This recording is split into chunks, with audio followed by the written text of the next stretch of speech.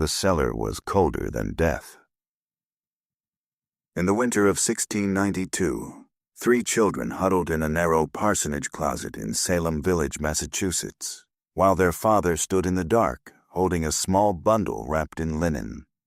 The candlelight trembled, yellow and nervous, over his hands.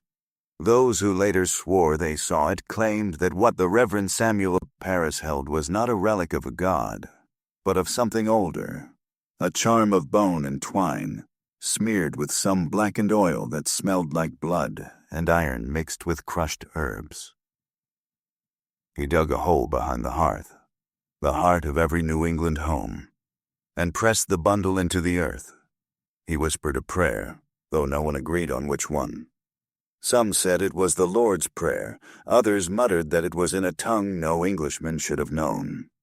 It was meant to protect his house, but, as all good Puritans knew, protection in the devil's country was never free.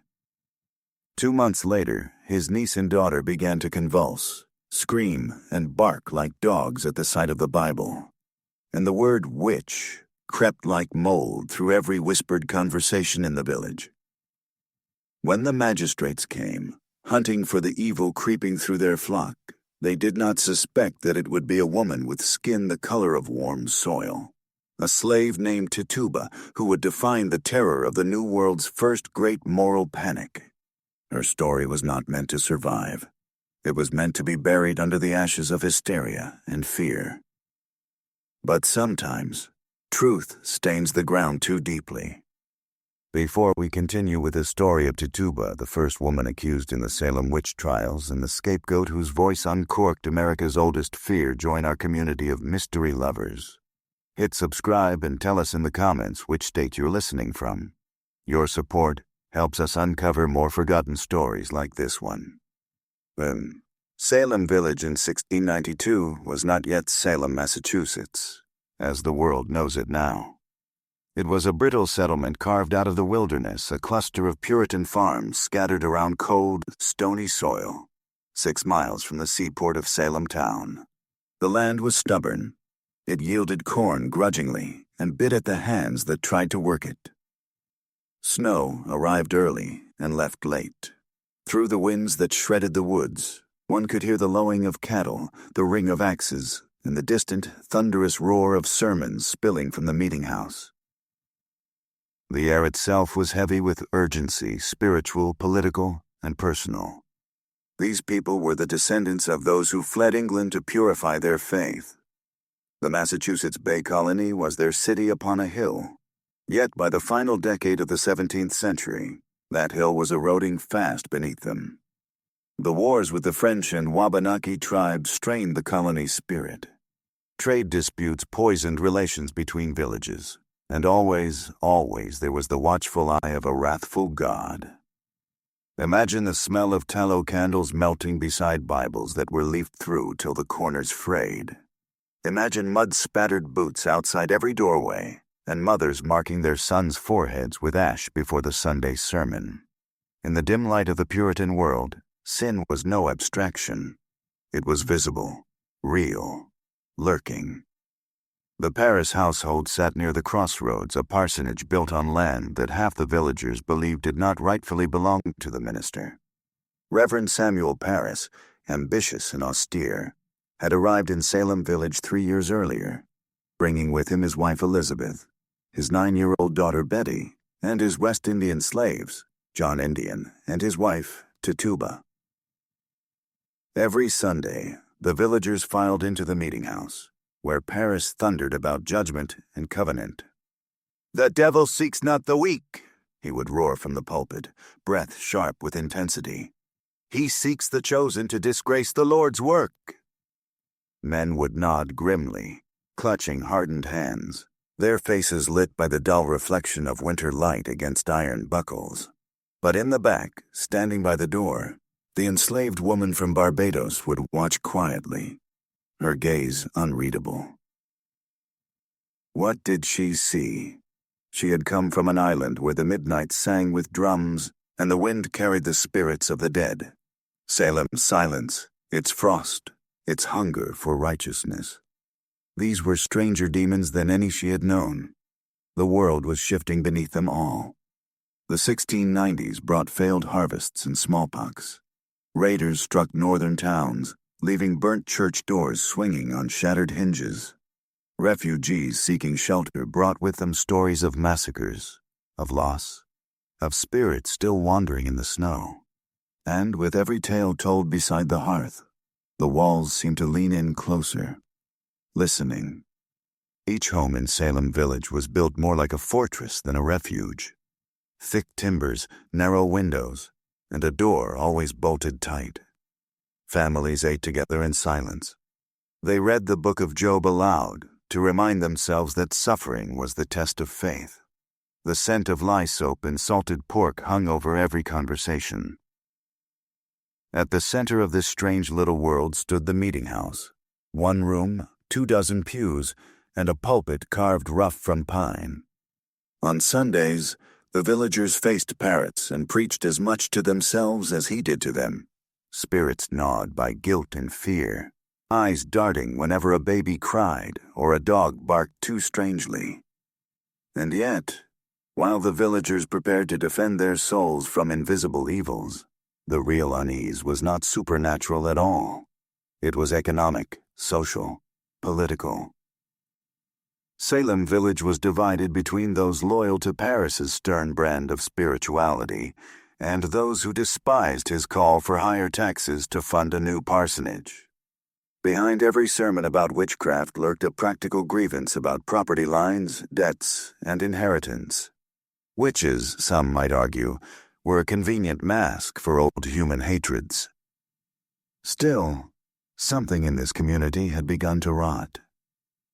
When the Paris girls Betty and her cousin Abigail Williams began to convulse and shriek that someone was pinching them, no one called it fits at first. They called it affliction. When a household Bible was placed before them and they wailed as if burned, Reverend Paris's sermons took on a darker timbre. Every word thundered with suspicion. The year before, in Boston, an eclipse had turned the sun red over the harbor. Some said God had withdrawn his favor from New England. Others thought the devil had finally staked his claim. Even before the accusations began, whispers gathered around the Paris house. People claimed they had seen Tituba kneeling by the hearth, murmuring in a language none understood. They said she told the children stories of ghosts, who walked in the seafoam spirits, who punished liars, and listened at windows. It was true. She spoke of things forbidden. Yet to her, they were not evil tales, but memories of home, fragments of African and Caribbean folklore, woven with scraps of Christianity forced upon her by owners past.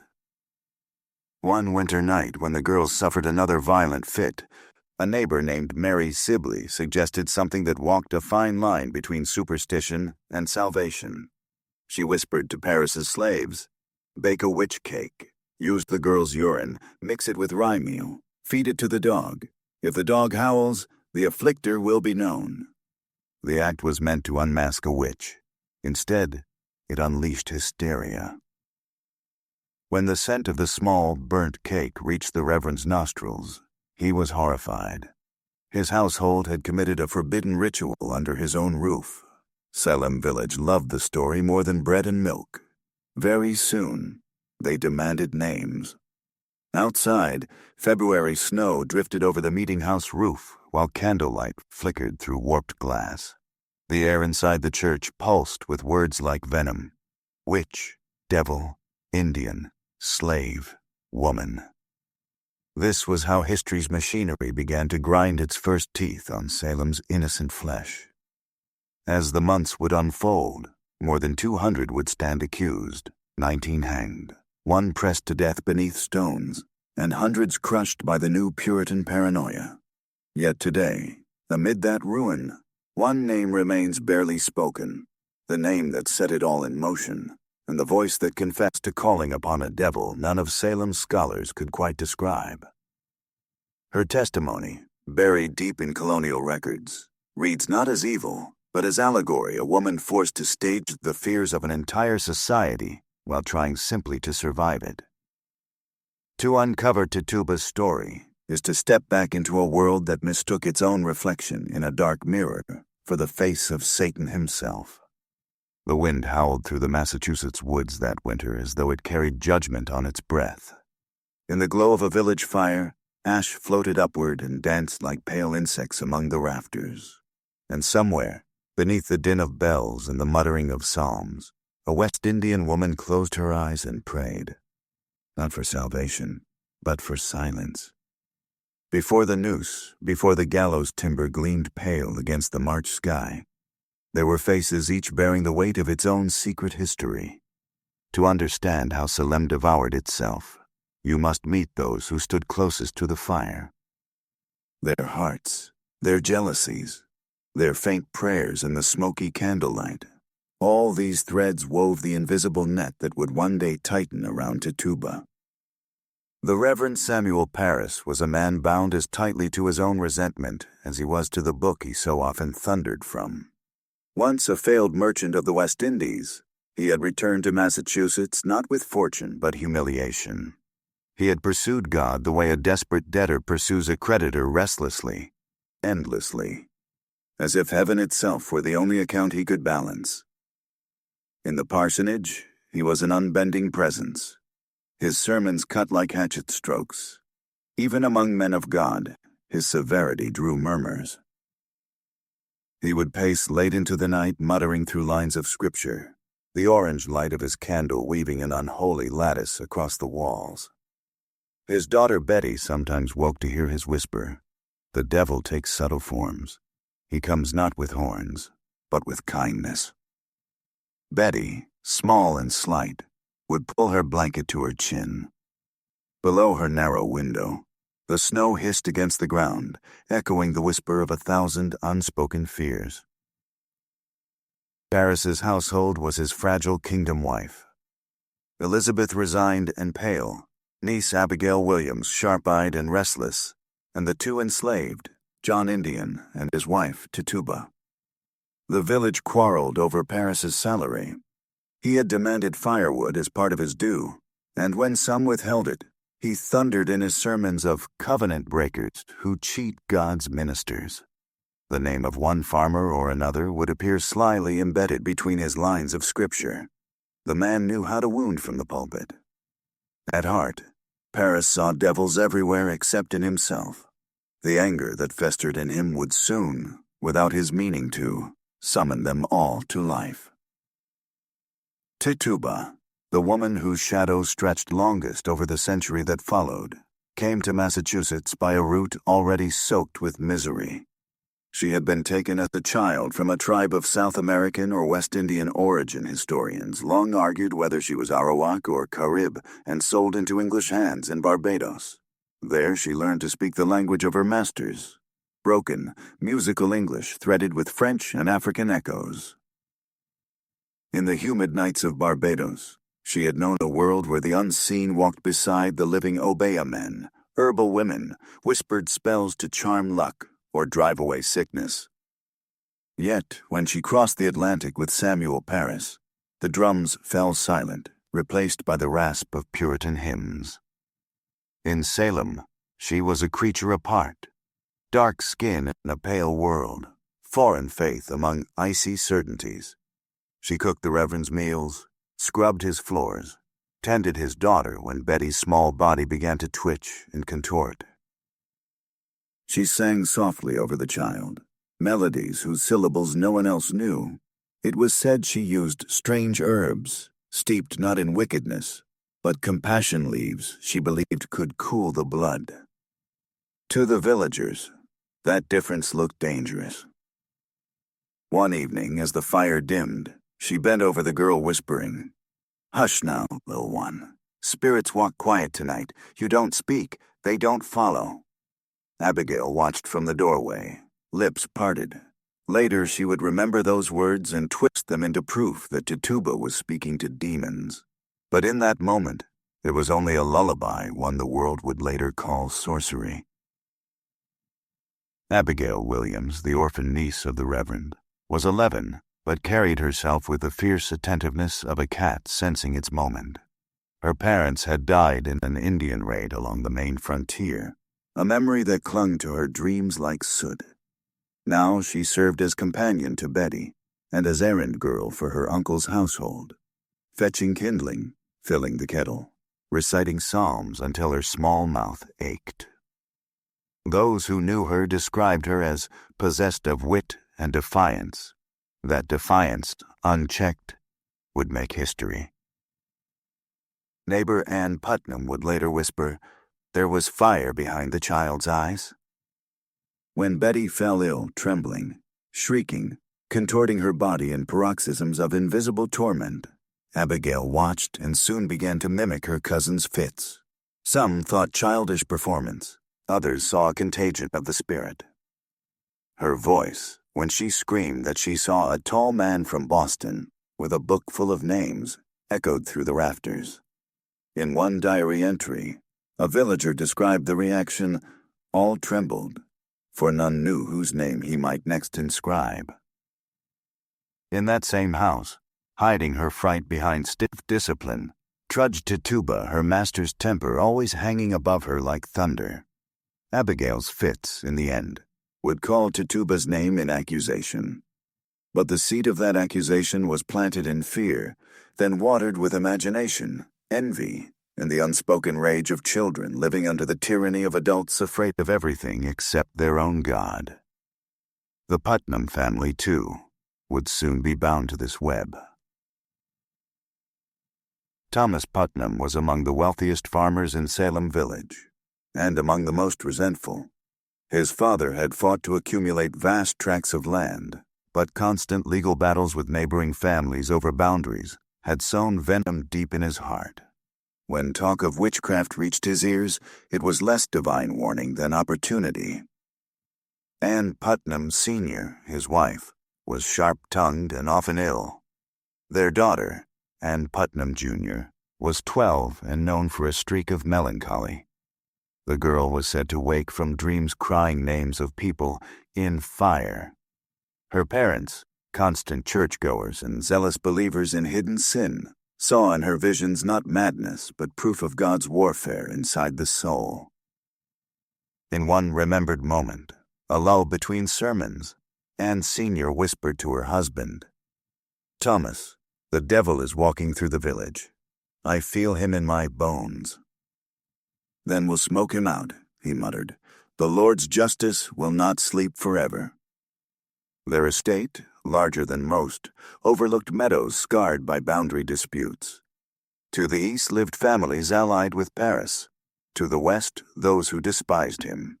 When accusations began to fly, geography often decided guilt.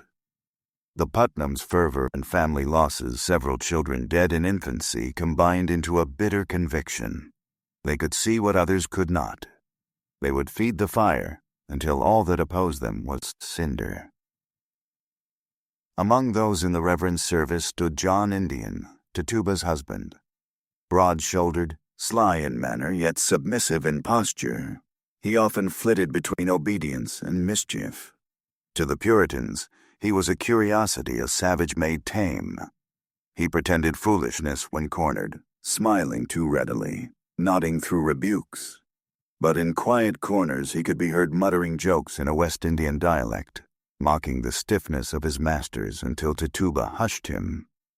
When the storms began, he would perform for the magistrates, mimicking his wife's original confession, fainting, weeping, calling out as though tormented. Whether from fear or cunning, his play-acting may have preserved his life. More than once, Reverend Parris's voice rang through the thin parsonage wall. "John, are there charms in this house?" "Only what the missus keeps against fever, master," John answered gently.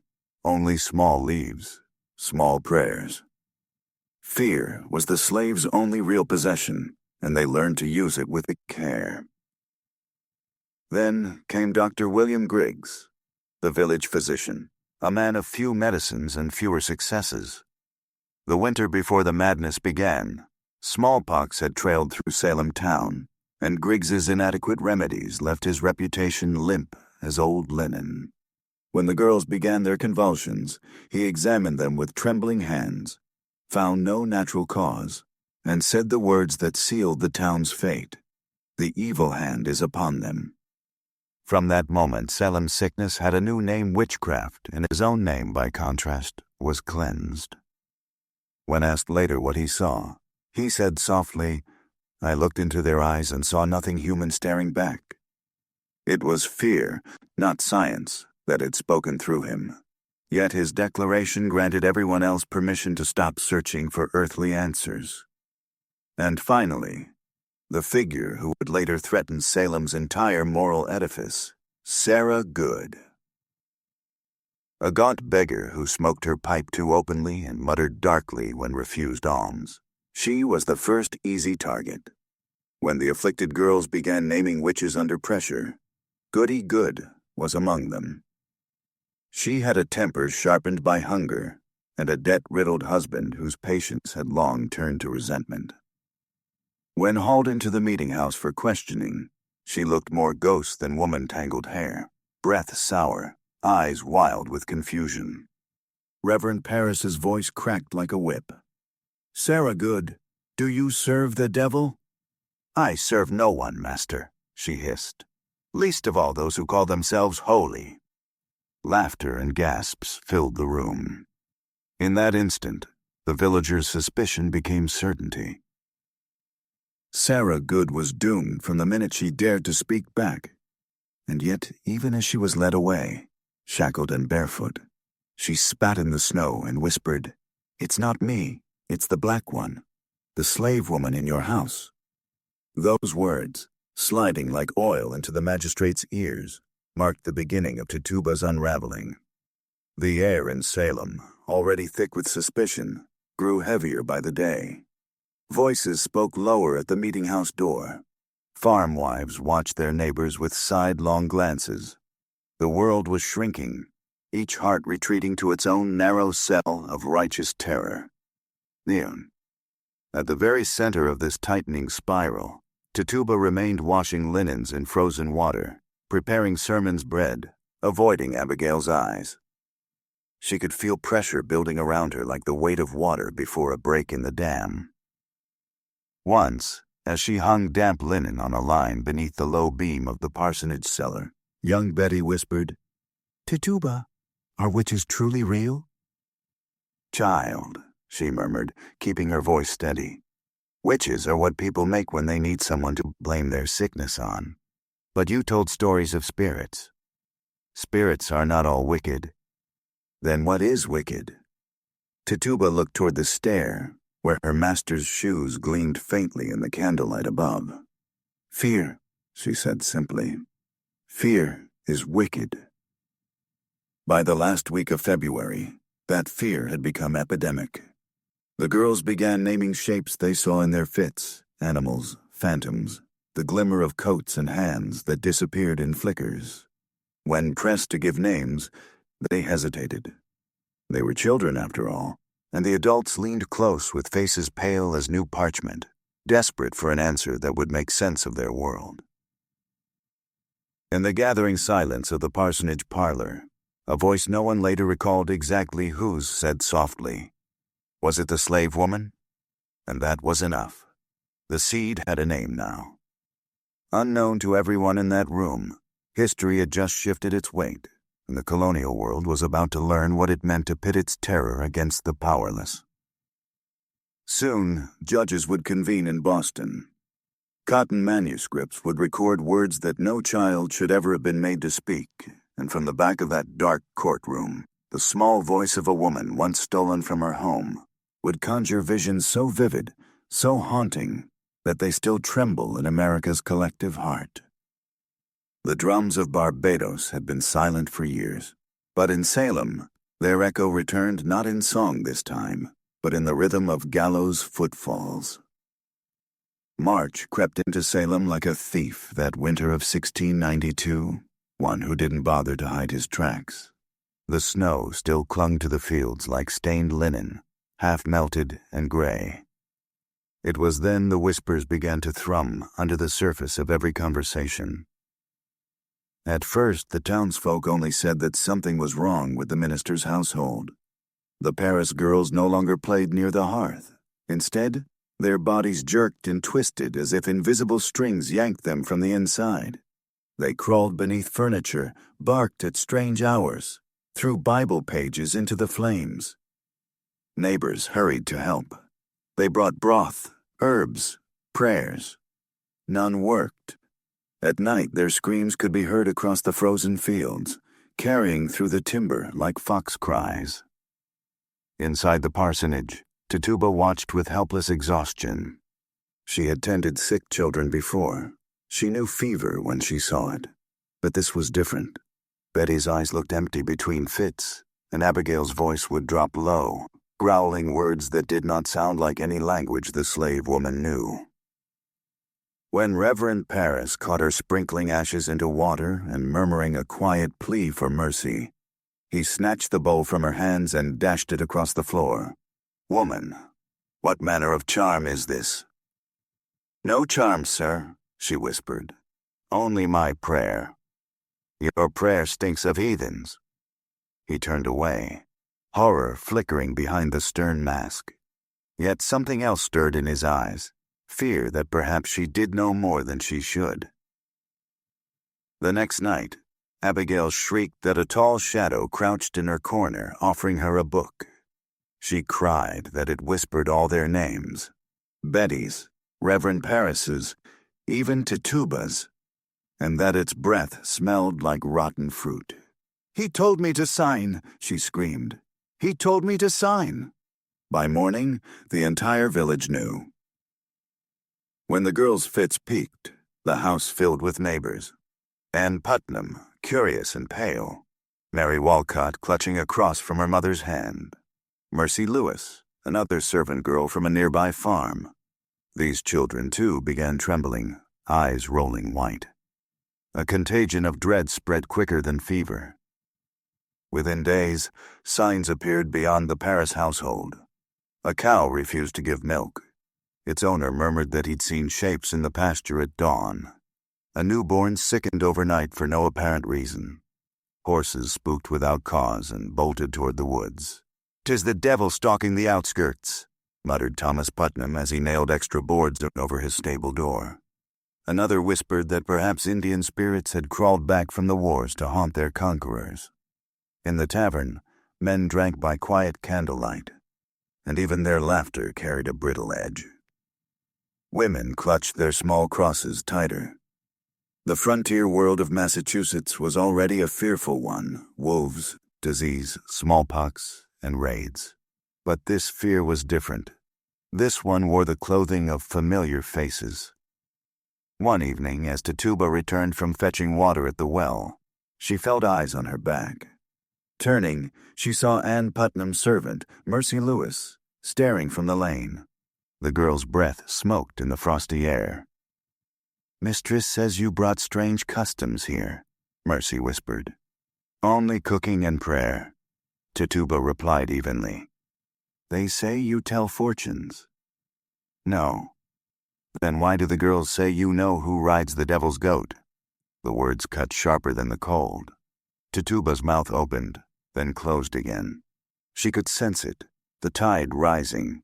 Salem was building a story, and she would soon be written into its cruel first chapter. That night, when the wind howled through the shingles and Betty thrashed in her bed, Reverend Paris slammed the door of his study and dropped to his knees. By his candle's flicker, he saw motion across the glass pane, a shape outside, thin and unmoving in the snow. Heart pounding, he flung open the door. The yard was empty, except for a single line traced in the drift, as if a stick had pressed there with careful precision, curling into the shape of a circle. He froze. A mark of witchcraft, or the scratch of a branch? In Salem, there was no difference anymore. The next Sabbath, March sunlight filtered pale through the church windows, painting the room the color of raw bone. Reverend Paris's voice cracked with something close to despair. "The sickness in our house is the test of our covenant," he announced, gaze sweeping the congregation. If any here conceal evil, confess, before the Lord tears open the veil himself. Women bit their lips. Men bowed heads. Outside, the wind rattled the shutters like skeletal fingers. A murmur grew afterward. The Paris slave woman had dabbled in foreign magic. She had baked charms. She kept small bones tied in a string behind the kitchen door. No one remembered that those bones were chicken leftovers of a soup stock. Facts turned to shadows before anyone asked. By mid-March, the ordinary rhythm of the village began breaking apart. Children no longer fetched pails alone. Mothers avoided each other's eyes in the well yard. The meeting house bell sounded at curious hours. Calling gatherings whispered as prayer, though their tone was nearer to interrogation.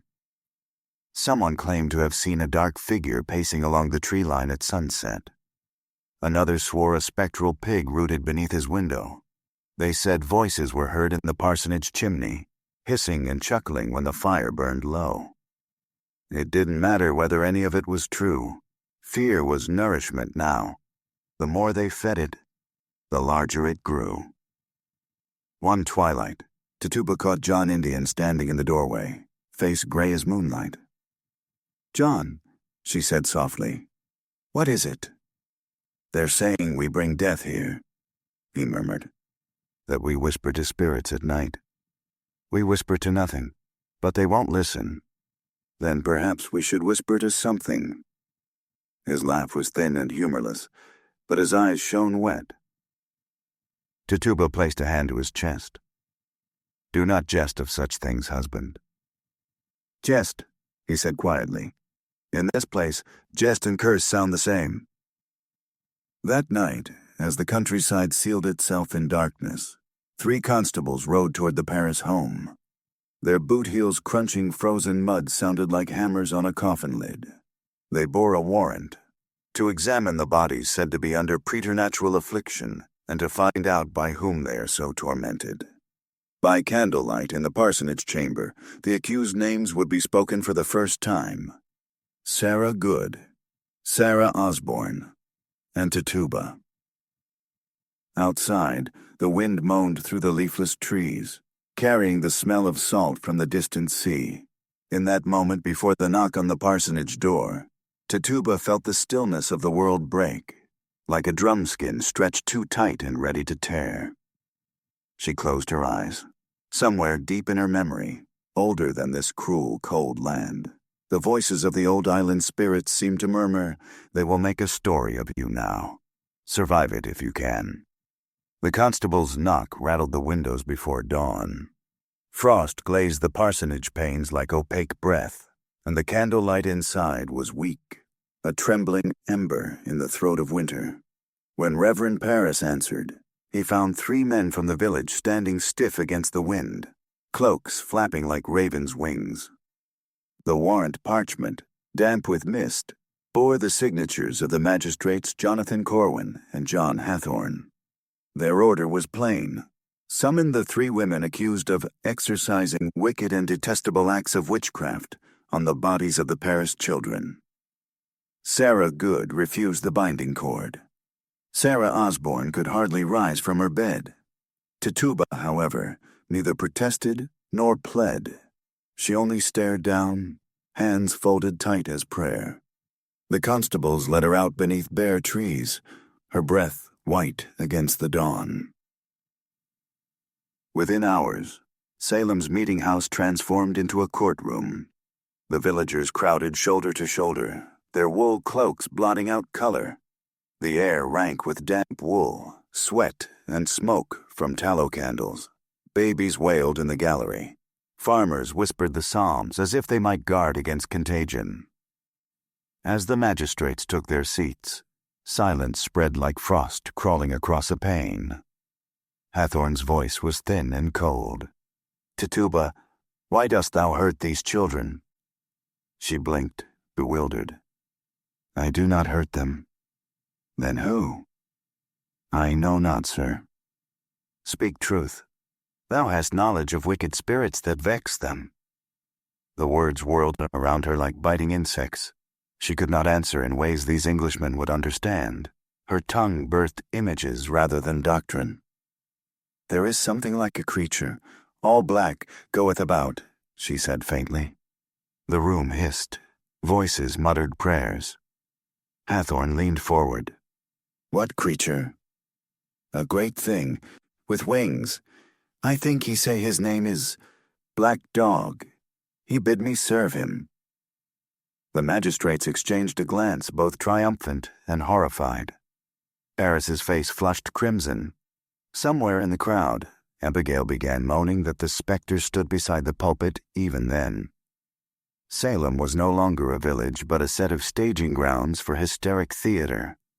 The girls, Betty, Abigail, Anne, Mercy, and others, would gather in court each day, their trembling seen as proof rather than symptom. When they screamed, the accused had touched them by invisible hand. When they fell into fits, each jerk of their bodies translated into another signature on a death warrant. Tituba, bewildered, trapped between terror of her master and the smoldering fury of the crowd, realized silence no longer protected her. Neither did denying. And so, in a moment, both desperate and cunning, she did what the powerless must sometimes do. She told them the story they demanded to hear. "Yes," she cried. "Yes, there be witches upon this land." Gasps rippled through the meeting house. For once, Reverend Paris's hand stilled in its tremor. Tituba's confession poured out in fragments, half theology borrowed from the sermons she'd endured, half folklore bleeding up through her memory. She spoke of the devil as a tall man from Boston with a red book. She said he had servants, both men and women, who flew through the night upon poles, that she herself had glimpsed them feasting in the woods, that she had seen a great black hog and a yellow bird. No performance on any London stage could have outdone her trembling recital. "Did you sign his book?" asked Hathorn, eyes gleaming. "I did not," she murmured. Then, catching the magistrate's stare, she added, "He would have me, but I said my prayers." It was enough. Her confession seemed to confirm every suspicion the colony nursed. The devil was real, and Salem was his foothold. Outside, the wind carried rumors faster than it carried the wood smoke that rose from kitchens. By next morning, half the colony knew the words Tituba confessed. From Marblehead to Andover, ministers repeated her testimony in pulpits as warning. Some declared this the beginning of judgment itself. Others wrote frantic letters to Boston urging a day of fasting and prayer. Reverend Paris, though, spent the night pacing his study, face pale beneath candlelight. He had begged for divine proof, and now that proof sat across the table from him, a woman whose every word ensured salvation for him and damnation for her. He studied her hands. They were cracked from scrubbing his floors, the nails broken and black. "You have unmasked Satan," he told her at last, voice uneven. She said quietly, "You told me his face long before I spoke it." He stiffened. "Do not blaspheme." Their silence stretched, filled only by the sound of the wind clawing at the walls. Outside the parsonage, ordinary life melted into dread. Church bells tolled at odd hours not for weddings or funerals, but for examinations. By now, more than a dozen accused witches crowded the small jails of Salem and Ipswich. The constables charged fees for every arrest. Their purses grew plump while neighbors starved. In the Putnam household, laughter no longer existed. Anne Putnam Sr.'s face pinched tighter each day, driven by visions her daughter whispered nightly. The girl claimed to see spirits dancing with Sarah Good, forms emerging from the smoke. Books passed between trembling hands. "Mother," she whimpered one night, "they fly to our window." "Who, child?" "The slaves, and a tall man behind them. He grins." Anne stroked her hair, murmuring, "Pray, and the Lord will strike them down." Then she turned to her husband, teeth clenched. "She names them, Thomas. I will not doubt her gifts." Truth and imagination had ceased to be separate worlds. They had merged into one feverish tapestry stitched with dread. By April, the court session swelled into full public theater. Villagers packed themselves like grain into the courthouse. Each cry of the afflicted girls was music to their righteousness. The accused who denied guilt found no mercy. Those who confessed fed the fire with further tales. Tituba sat shackled, awaiting further questioning. Her cell was damp, its straw sour. Each guilty verdict outside sounded like another stone sealing her fate. Yet something remarkable stirred within the hysteria. For the first time she was listened to, truly listened to. Every word scribbled by men who had never cared for her existence before. Irony sharper than the gallows' rope. To be believed at last meant to lose everything else. At night, Tituba dreamed of Barbados, the warm air and the smell of molasses, the sea too wide to imagine crossing again. When rats scratched the straw, she whispered old island prayers not to the devil, but to the ancestors who watched even those the Puritans would not name as human. She wondered if they saw her now, a creature caught in two worlds, condemned by the one, forgotten by the other. Through May and June, trials became carnivals of dread. On Gallows Hill, the first ropes were tested. Sarah Good died cursing her judges with a voice that carried across the field. Her last words that God would give them blood to drink stuck like thorns in every heart that heard them. After each execution, Reverend Paris preached longer, fiercer, his voice scraping thin as wire. This pestilence is the promised war between the Lamb and the Dragon. Take heed, lest ye be next among the damned. Children wept. Men nodded grimly. Women clutched psalm books so tight the skin split between their knuckles. But beneath the soaring rhetoric, the real world was fraying. Crops failed from neglect. Livestock strayed, unfed. The colony, obsessed with invisible evils, forgot the tangible ones: hunger, trade, war. Fear had become their harvest. By midsummer, dissent dared to rise in whispers. Some farmers muttered that too many confessions sounded alike, as though learned by rote. Others wondered aloud why so many of the accused owned good land. Still, few spoke openly against the court. Those who did often found their names mentioned next. Their wives shunned at market. Their children mocked at the pump. Within Paris's study, meanwhile, fragments of Tituba's confession were copied and sent to Boston, feeding headlines and sermons. He no longer called her slave in his notes, but instrument of the Lord's revelation. When he prayed over her cell through the iron grate, his words shook. "You have given us light, Tituba," he said. "No," she answered softly. "I gave you a mirror." He didn't understand. He never would. In nearby Andover, dissent finally boiled over. Housewives began accusing each other in self-defense. Children swearing that devils walked their parents' barns. The fear that had started in Paris's parlor now infected half of Massachusetts.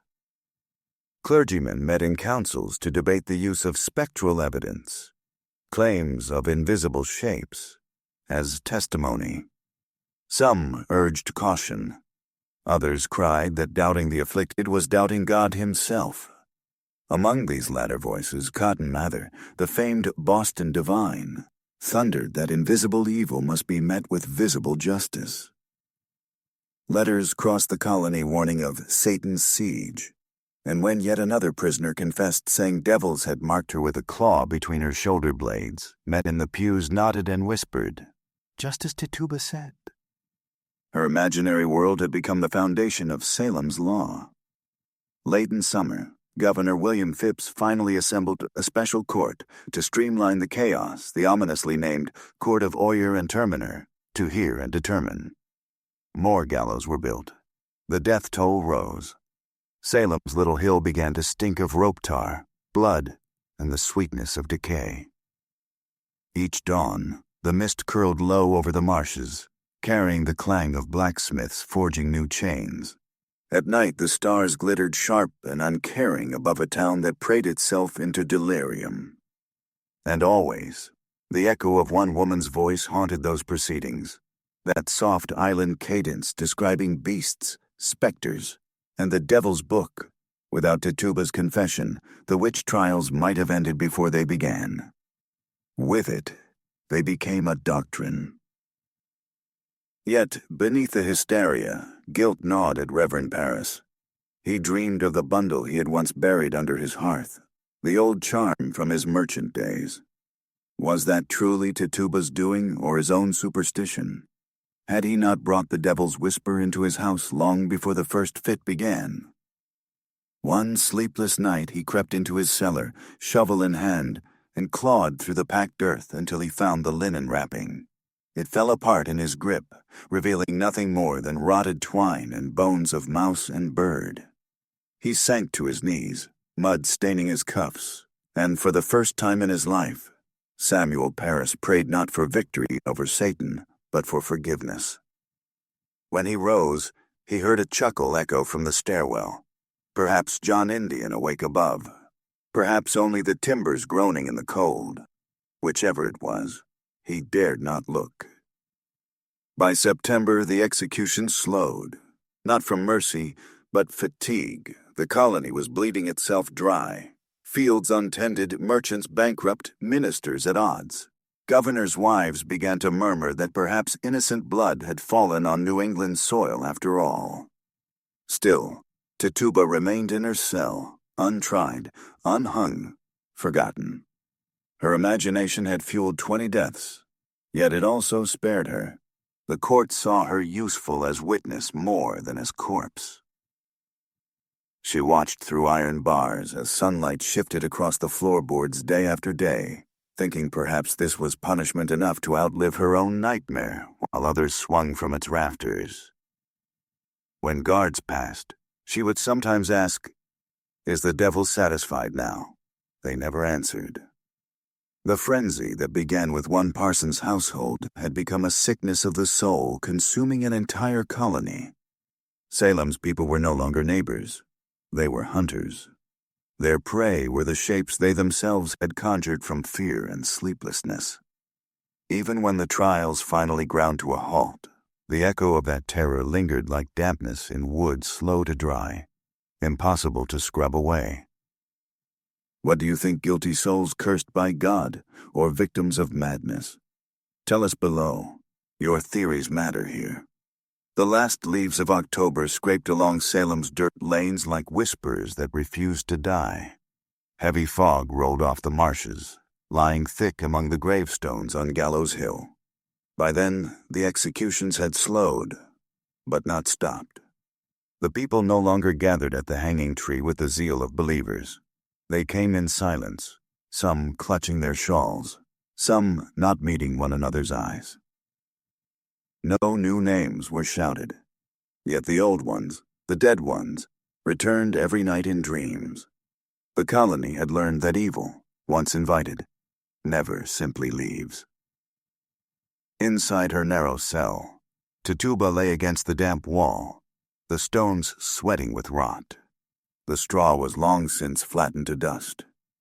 Rain seeped through the ceiling, drumming a rhythm that sounded almost like the beat of an island drum she half remembered from childhood.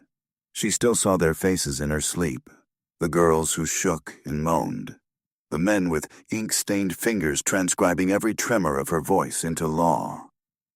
She had helped birth their nightmare, but what child survives unloved by its parents for long?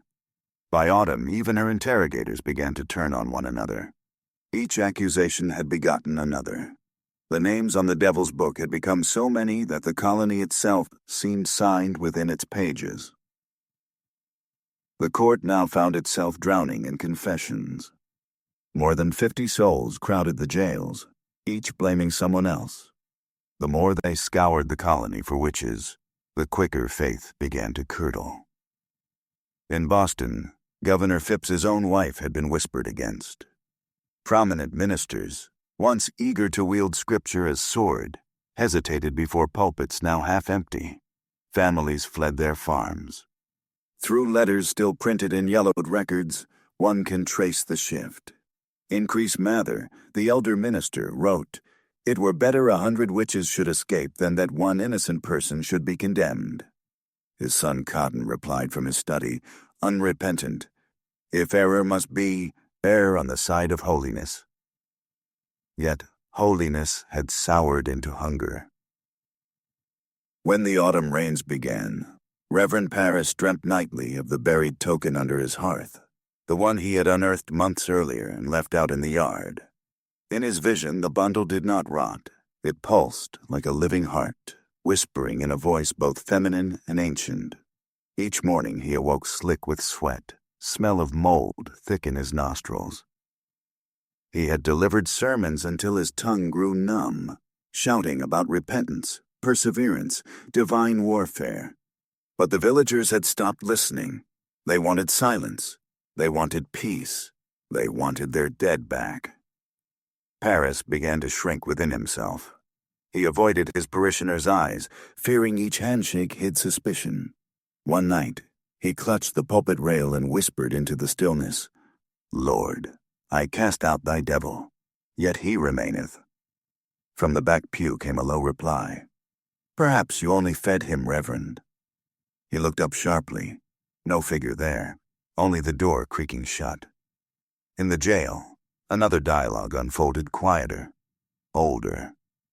Tituba sat across from Sarah Osborne, who had grown so sick she could scarcely lift her head. Lantern light shimmered on the wet wall. "They will not stop," Sarah rasped. "No," Tituba said. "But the devil they see, he need not come for me. He already lives in their hearts." "And in yours?" Tituba looked at her cracked hands. "In mine, he hides quiet." That night, Sarah Osborne died before dawn. When the guard came, he crossed himself, muttering that the devil had reclaimed her. Tituba only laughed under her breath, soft, bitter laughter that echoed without mirth. When the cold snapped clean and white again, another meeting of ministers convened in Boston. The Court of Oyer and Terminer was yielding embarrassment now. Cases collapsed under their own absurd weight. Accusers had begun turning pale at every shadow. Some claimed spectral pigs and horses preaching sermons in the fields. Wives whispered that their husbands painted signs in their sleep.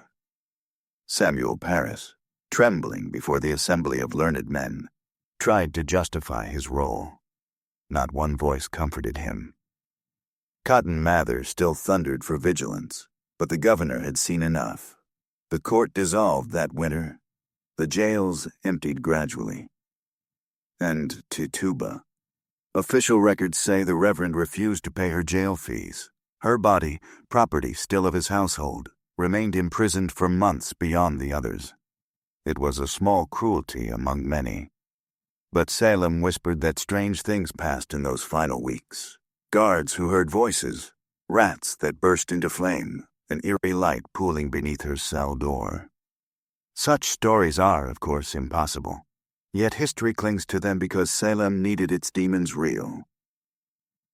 When the door finally creaked open late that spring, Tituba stepped blinking into sunlight. The world she entered was not the one she remembered. The snow had gone, but the land looked burnt. Fields unseeded. Cottages empty. Dogs roamed ownerless.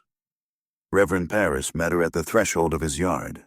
His face was gaunt, eyes rimmed as if sleep had become sin. For once, he said nothing.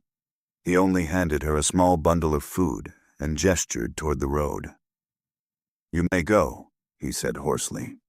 "You are released." "Released?" she repeated. "No man release me, Reverend. Only time." "Then take your time elsewhere." She gazed one last time at the parsonage, the meeting house behind it, the disapproving spire pointing like judgment into heaven, and began walking south. No one knows what became of her after that. Some say she returned to Boston and remarried. Others claim she drifted to the Caribbean on a merchant ship, vanished into waves that remembered her better than any parish could. But the story does not end with her footsteps fading beyond the marsh.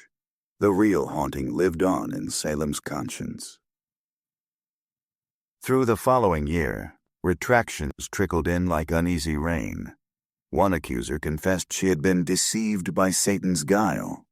Another admitted that hunger, exhaustion, and the magistrate's questions had made me see what I saw not.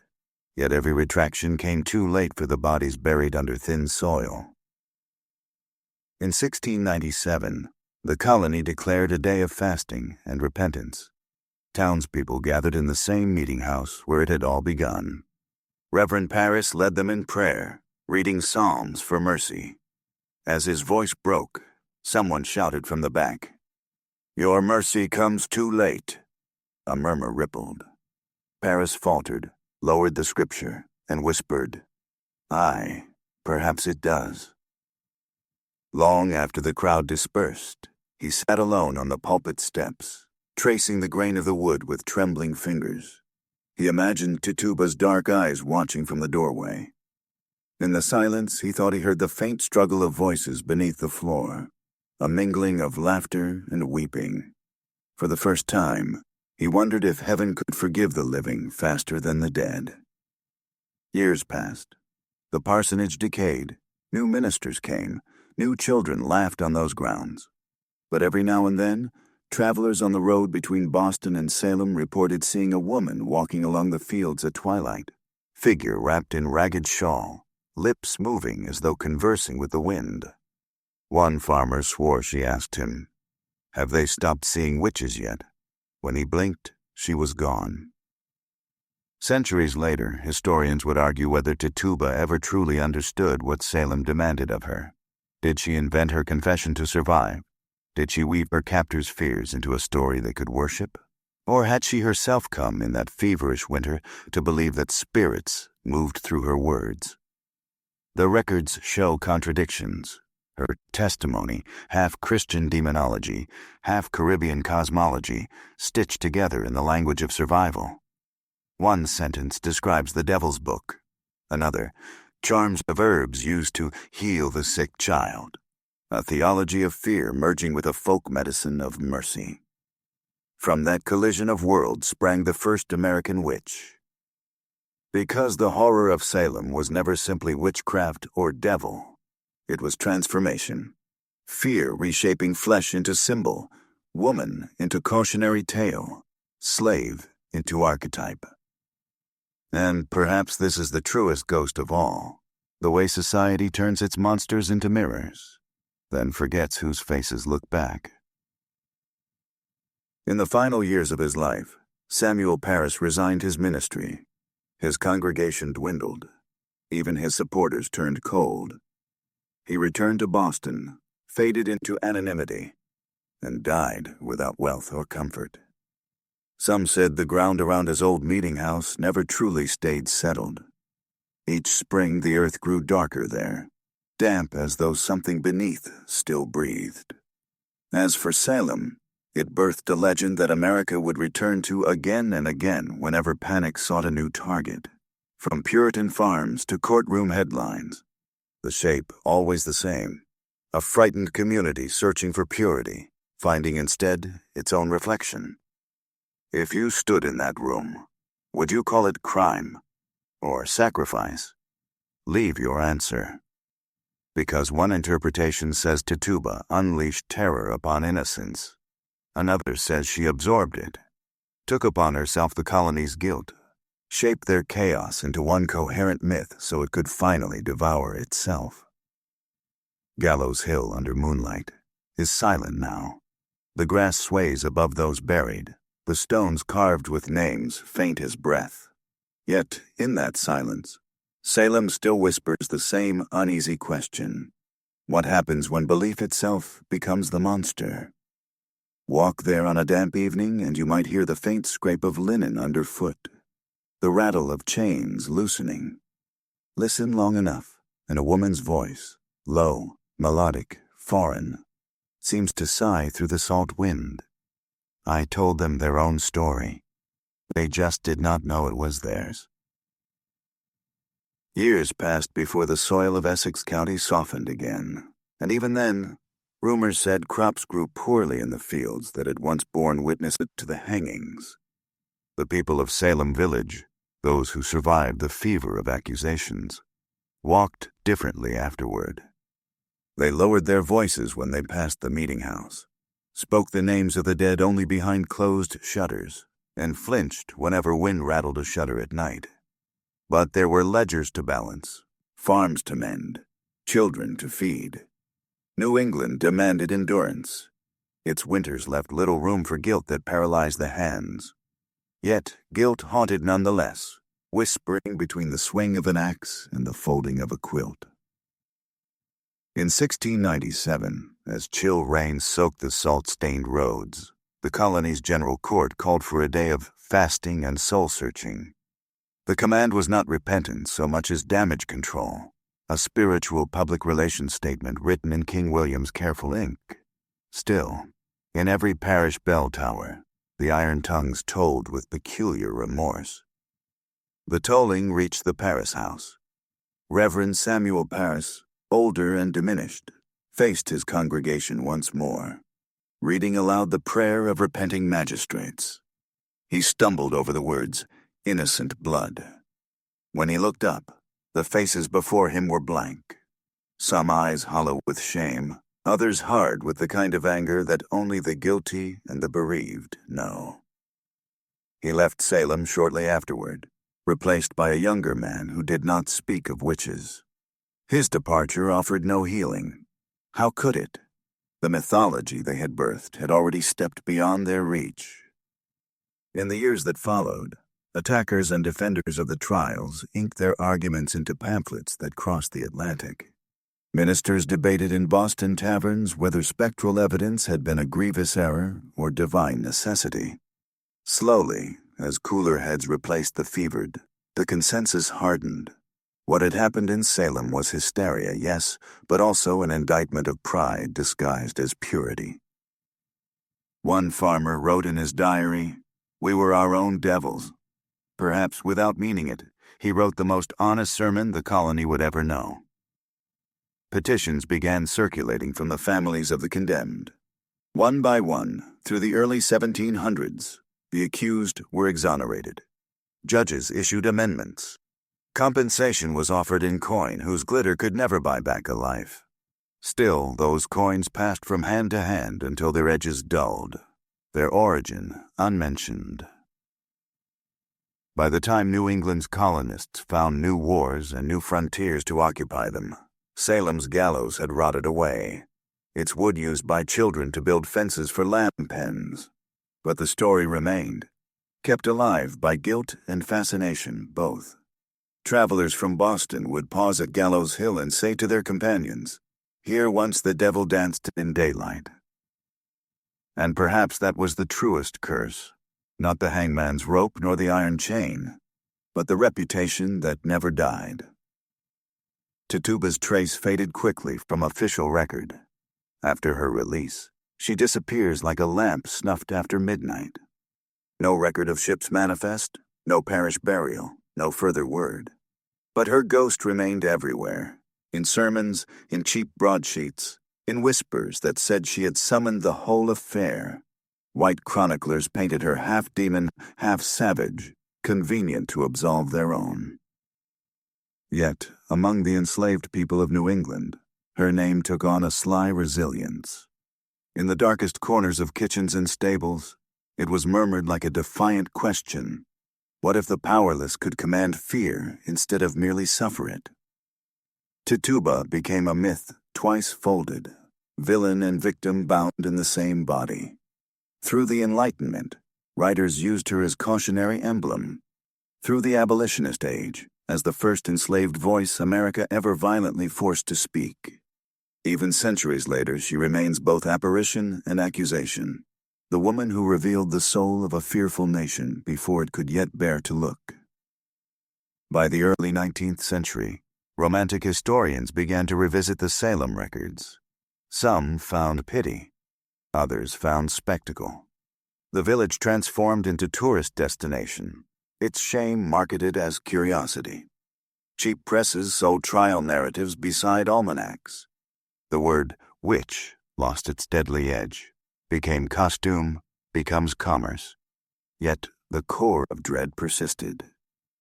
Modern eyes may think themselves removed from such delirium, but every era builds its own Salem, a moment when reason bends beneath the tremor of fear, when law bows before imagination, when community finds relief in punishing the stranger.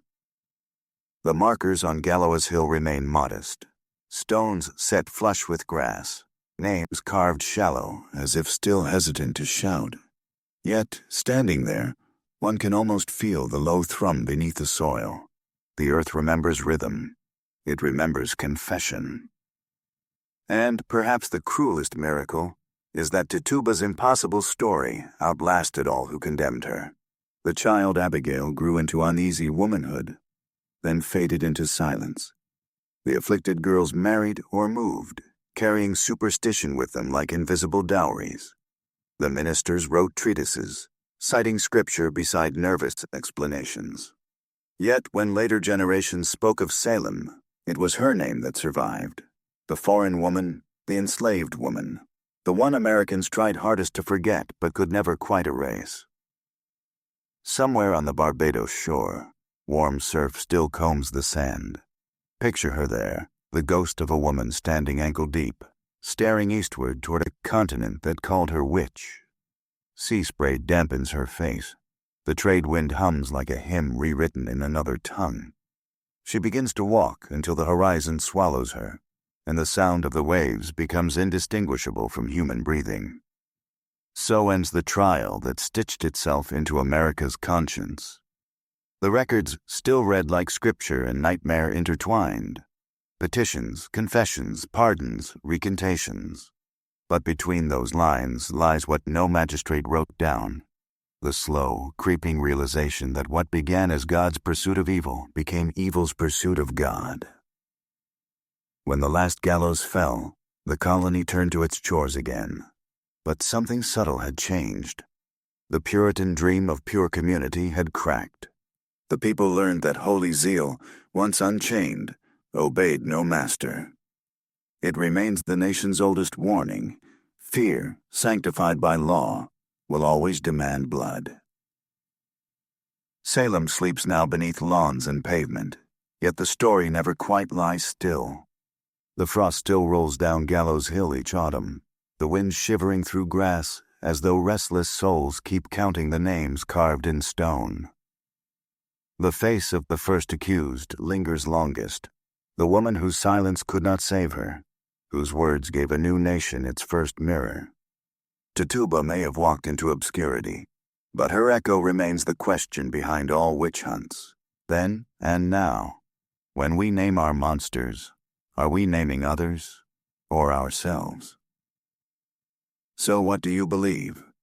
Was this truth unveiled or horror reborn to hide the powerful? Write your theory in the comments. If you want us to keep digging into America's darkest hidden places, from the gallows of Salem to the lost towns swallowed by guilt and earth, like this video and subscribe for next week's story.